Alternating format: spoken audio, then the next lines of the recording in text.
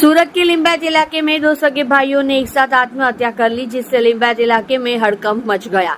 एक भाई ने एसिड पी लिया, सदमे में बड़े भाई ने भी एसिड पी लिया। दोनों भाइयों की आत्महत्या से परिवार गहरे शौक में डूब गया।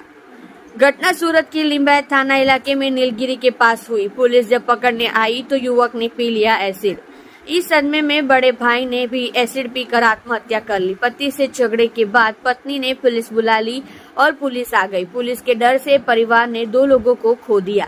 पत्नी के फोन के आधार पर लिंबायत पुलिस जितेंद्र को पूछताछ के लिए थाने ले जाने आई थी।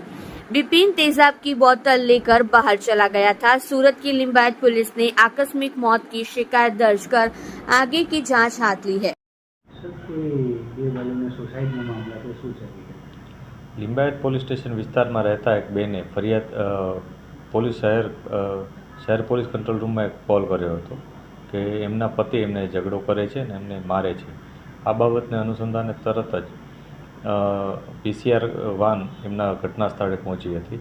આ દરમિયાન એમના પતિ ત્યાંથી ડરીને જતા રહ્યા હતા અને ત્યારબાદ તેઓએ ફિનાઇલ એસિડ પી અને સુસાઇડ કરવાની કોશિશ કરી હતી અને જેથી તેના પરિવારજનોએ 108 બોલાવી અને ટ્રીટમેન્ટ ચાલુ કરાવી હતી।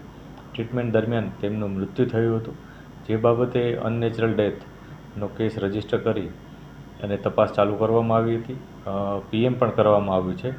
આ બનાવ 18 તારીખનો હતો સાંજનો। ત્યારબાદ બીજે દિવસે બપોરે એટલે કે 19 તારીખે બપોરના સમયે એમના જે મોટા ભાઈ છે જીતેન્દ્ર નાયકા, એને પણ આ બાબતથી ખૂબ જ સદમો લાગ્યો હતો અને પોતે આઘાતમાં આવી જઈ અને પોતે પણ એ જ પ્રકારે એસિડ પી ગયા હતા।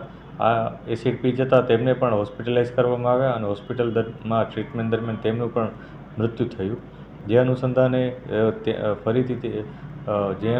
તેમનું પણ PM કરવામાં આવ્યું અને PM બાદ આગળની તપાસ ચાલુ કરવામાં આવી છે।